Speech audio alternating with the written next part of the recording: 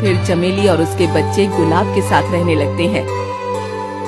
अब चमेली के बच्चे गुलाब को पापा कहते हैं और गुलाब का बेटा चमेली को मम्मा कहने लगता है।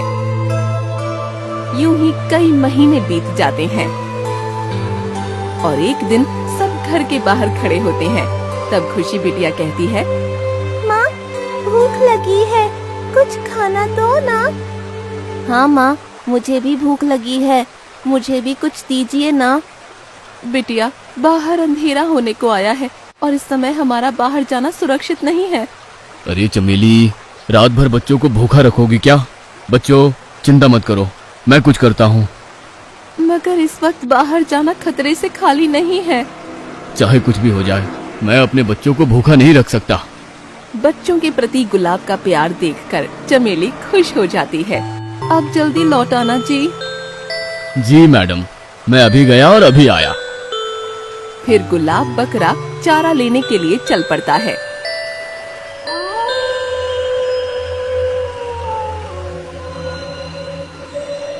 कोई जंगली जानवर आ जाए, इससे पहले जल्दी जल्दी पाला तोड़ लेता हूँ।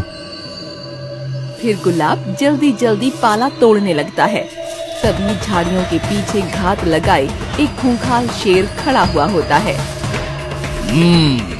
काफी दिनों से बकरा नहीं खाया है, आज इसे मारकर खाने में बड़ा मजा आएगा। और पलक झपकते ही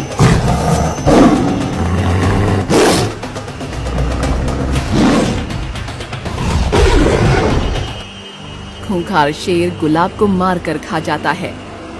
ये दृश्य सुरीली हिरनी देख जाती है। हे भगवान, इस बकरे की तो अभी अभी शादी हुई है। फिर हिरनी चमेली के पास जाती है। चमेली, कहते हुए बड़ा दुख होता है, पर तू दोबारा विधवा हो गई है। क्या? हाँ, तेरे बकरे को शेर सिंह ने मार दिया है, ये मैं अपनी आँखों से देख कर आ रही हूँ। नहीं, ऐसा नहीं हो सकता, गुलाब नहीं मर सकते। अपने आप को संभाल चमेली। अब मैं जीकर क्या करूँगी? नहीं जीना मुझे इस वहशी दुनिया में। तुझे अपने बच्चों के लिए जीना है। पहले तेरे 2 बच्चे थे, अब 3 बच्चे हैं। अब 3 बच्चों के लिए तुझे जीना होगा चमेली। पिता की मौत की खबर सुनकर चमेली और तीनों बच्चे खूब रोने लगते हैं। यूं ही कुछ दिन बीत जाते हैं। एक दिन चमेली बकरी जंगल में चारा खाते खाते सोचती है, ये घास अच्छा है, मैं अपना पेट यहीं भर लेती हूँ और अपने तीनों बच्चों के लिए यहीं से चारा ले जाती हूँ। फिर चमेली बकरी तीनों बच्चों के लिए 3 अलग अलग गठरियाँ लेकर घर की ओर चल पड़ती है। चमेली तीनों बच्चों के लिए चारा लेकर जा रही होती है, पर रास्ते में एक गठरी नीचे गिर जाती है, जिसका चमेली को पता नहीं चलता। घर जाते ही चमेली तीनों को चारा देने लगती है। ये लो खुशी, तुम्हारे लिए। ये लो तुम्हारे लिए बल्लू। अपने दोनों बच्चों को चारा देने के बाद चमेली को पता चला कि एक गठरी रास्ते में गिर गई है। अरे, तीसरी गठरी कहाँ गिर गई? पिंटू बेटा, शायद तुम्हारे हिस्से की गठरी रास्ते में गिर गई। चमेली की बात सच थी, मगर पिंटू को गलतफहमी हो चुकी थी। सौतेली माँ आखिर सौतेली होती है, ये जानबूझकर मुझे भूखा रख रही है ताकि मैं चला जाऊं।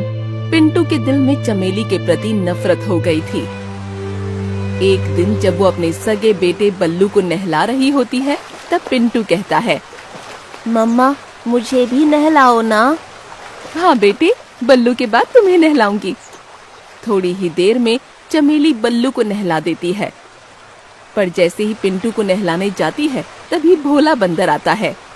चमेली जल्दी चलो, तुम्हारी सहेली हिरनी की तबीयत बहुत खराब है। चमेली अपने सौतेले बेटे पिंटू को नहलाने जा रही होती है, मगर हिरनी की तबीयत खराब होने की खबर सुनकर कहती है, बेटा मुझे जाना होगा। मगर आपने तो मुझे बल्लू के बाद नहलाने को कहा था।